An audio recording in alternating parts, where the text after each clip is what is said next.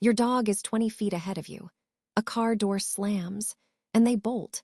You scream, "Come," and nothing happens. Not because your dog doesn't love you, not because they are stubborn or broken or badly trained. It's because you've been building recall on the wrong foundation entirely. What actually stops a dog mid-sprint isn't a command. It's a neurological tripwire, a conditioned reflex so deeply wired into their biology that choice doesn't even enter the picture. This video is going to show you exactly how to install that tripwire before a single walk becomes the last one. If you've ever stood at the edge of a road, heart hammering, watching your dog disappear into the distance while your voice just dissolves into the air, you already know the problem. You've probably been told to practice more, to use higher value treats, to be more consistent, and maybe you've tried all of that. Maybe your dog comes beautifully in the backyard and falls completely apart the moment a squirrel enters the picture. Here's what nobody in most training circles wants to say out loud. The standard recall, the one built on repetition and reward and verbal cues, is not designed for emergencies. It was never designed for emergencies. It's a cooperation-based behavior. And cooperation requires a dog who is mentally present enough to choose you over whatever has just hijacked their nervous system. In a real emergency, that dog is gone. Not disobedient. Gone. Flooded by instinct, running on a neurological script that was written millions of years before you ever said the word come. So what we are building today is something different. Something that bypasses the thinking brain entirely and lands directly in the body. We're going to condition an emergency recall so deeply charged, so biologically loaded, that when your dog hears it, their body turns before their brain catches up. This is the recall reset. And by the end of this video, you'll understand not just how to train it, but why it works on a level that your current methods simply cannot reach. Let us start by understanding what's actually happening inside your dog's head when they bolt. You're not dealing with a choice. You're dealing with a cascade. When your dog locks onto something, a rabbit cutting across the path, a dog across the street, a cyclist flying past, what fires up is not a decision-making process. It's an activation sequence. The amygdala lights up. Adrenaline floods the bloodstream. The prefrontal processing that handles things like, "My owner is calling me," gets essentially bypassed. Your dog is no longer operating from the part of the brain that learned to come when called. They are operating from the part of the brain that was shaped by survival. And here is the brutal truth about that. No verbal cue you have ever trained lives in that part of the brain. Verbal cues, even beautifully conditioned ones, require a level of cognitive engagement that simply isn't available in a full prey drive state. You're sending an email to someone who has dropped their phone and is running for their life. The message is just never going to land. So how do we reach them? We stop targeting the thinking brain. We build a signal that bypasses it. This is where classical conditioning becomes not just useful, but the entire point. Most people have heard of classical conditioning. Pavlov's dogs salivating at the bell. But most people have also fundamentally misunderstood what made that work. It wasn't just repetition. It was the quality and the biological weight of what the bell was paired with. Food. Real, primal, hunger-satisfying food. The bell became a predictor of something the body genuinely needed. And once that wiring was deep enough, the physical response to the bell became involuntary. Your dog salivating wasn't a choice. It was a reflex. That is exactly what we are building here. A sound that the body responds to before the thinking brain has any say in the matter. Now, the sound itself matters enormously, and I'll come back to that. But first, let us talk about the pairing, because this is where most people either succeed or quietly fail without realizing why. The classical conditioning phase, when you begin conditioning your emergency recall signal, the reward you pair it with cannot be a standard training treat. I want you to really hear that. A biscuit will not do this job. A piece of kibble will absolutely not do this job. What you need is something that carries primal, biological weight. Something that activates the reward circuitry at the level of the brainstem, not just the cortex. Raw marrow bones. Scent-heavy organ meats. The kinds of things that make your dog stop everything and orient completely, not because they've learned to, but because millions of years of evolution have wired them to respond to those smells and those textures at the deepest level of their biology. Think about the difference between handing someone a polite handshake and grabbing them by the collar. One registers socially, the other registers physically. You want your recall signal to grab your dog by the collar at the neurological level. Here is how you structure this phase. You pick your signal. A dedicated whistle, not your voice, is ideal. Your voice is already loaded with too many associations, some good, some neutral, some slightly frustrating. A whistle is a clean slate. A specific tone pattern, something like 3 short blasts, becomes the anchor. It has never meant anything before. That blank slate is an asset. You're going to fill it with something enormous. You do not use this signal in any other context, not to get their attention, not to call them for dinner, not casually while they are sniffing in the garden. This signal is sacred. Every single time it sounds, something extraordinary happens immediately. Every single time, without exception. You blow the whistle, and within half a second, you produce the highest value food your dog has ever encountered. Raw organ, marrow, something that makes them lose their mind a little. You're not asking them to do anything. You're not waiting for eye contact or a sit or a return. You are simply, repeatedly, relentlessly pairing this sound with a biological explosion of reward. Do this 10 times a day. Do it in the kitchen. Do it in the hallway. Do it when your dog is calmly lying down and has no idea it is coming. Blow the whistle, deliver the extraordinary reward, and end the interaction. That's it. That's the whole session. What you are doing is building a neurological bridge, a connection so reinforced, so deeply grooved, that the sound itself begins to carry the emotional and physiological weight of the reward. The anticipation, the salivation, the full body orientation toward you, that all starts happening at the sound before the food even appears. This takes time. Not months, but real, consistent weeks. Most people get impatient here and rush to the testing phase, which is exactly how this method gets undermined.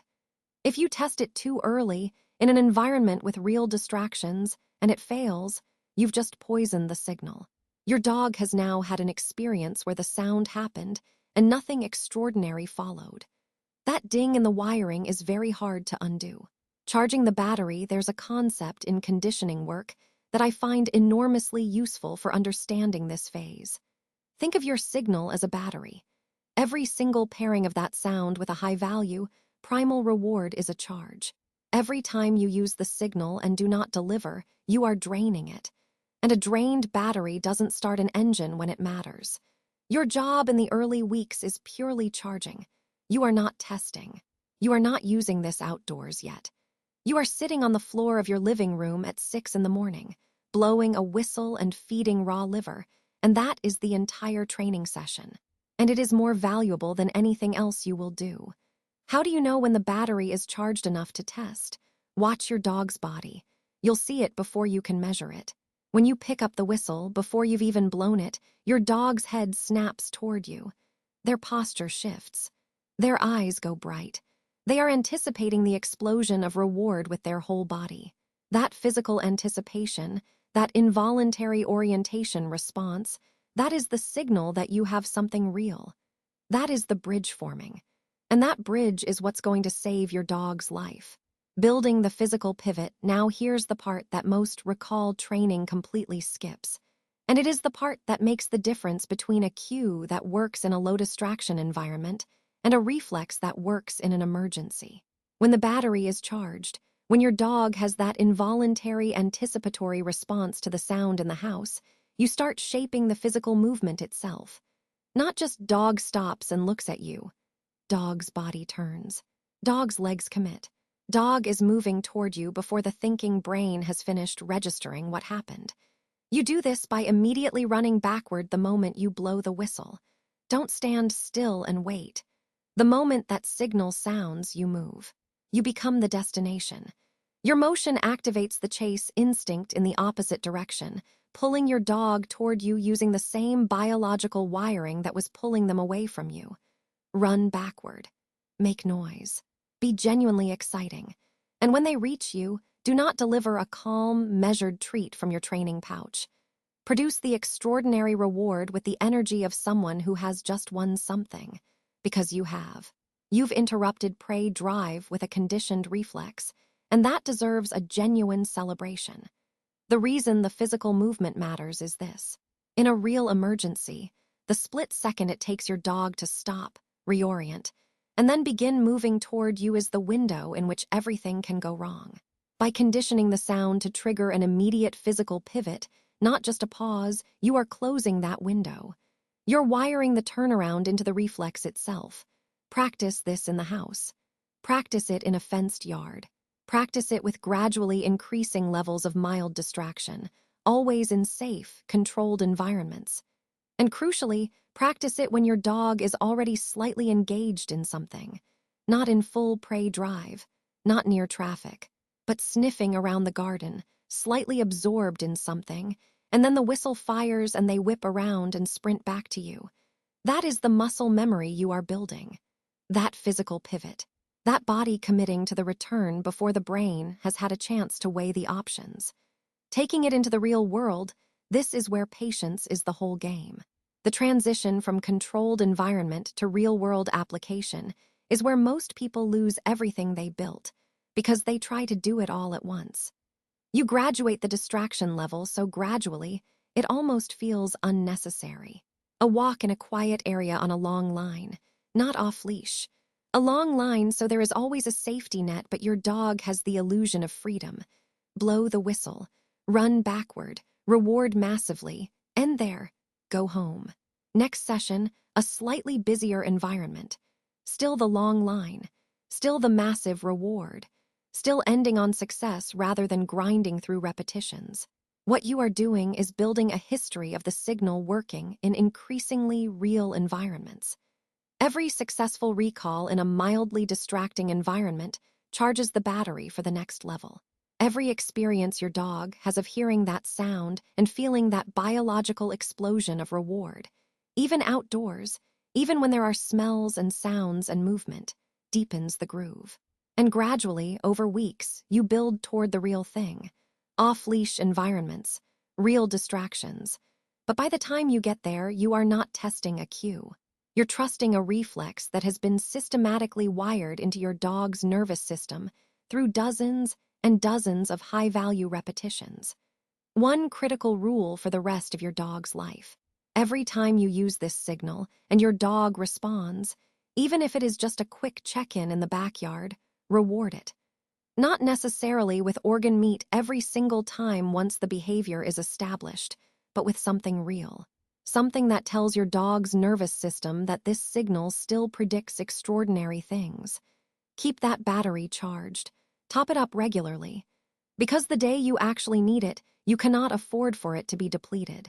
The bigger picture, here's what I want you to understand about all of this. And this is the thing that ties it together. You haven't failed at recall because you do not train hard enough or love your dog enough or use the right treat pouch. You've been building recall on a foundation that was never designed to hold under pressure. A foundation built on cooperation and cognitive engagement, which are the first two things to disappear when adrenaline takes over. What we are building now is something that lives below all of that. A reflex. A conditioned, primal, involuntary physical response to a sound that has been charged with enough biological weight to compete with the deepest instincts your dog carries. When that signal fires, your dog's body responds. Not their obedience, not their love for you, their nervous system, their brainstem, the oldest, most reliable part of them. And that is the only thing that will actually stop them when every second counts. If this landed for you, the most important thing you can do right now is not come back tomorrow. It's go find a whistle today and start charging it tonight. Even one pairing, even one moment of your dog hearing that sound and experiencing something extraordinary is the beginning of the wiring. The gap between the dog who comes back and the dog who doesn't is built in these quiet, unglamorous kitchen sessions that nobody sees. So start them. And when you take your dog out this week, leave the long line on, keep the stakes low, and just begin. The reflex is built in repetitions, and the first one starts right now. Thanks for watching. If you loved this video, scan the QR code on the screen right now to subscribe and join the Pawsome Life family. Give your dog a belly rub for us, and we will see you in the next video.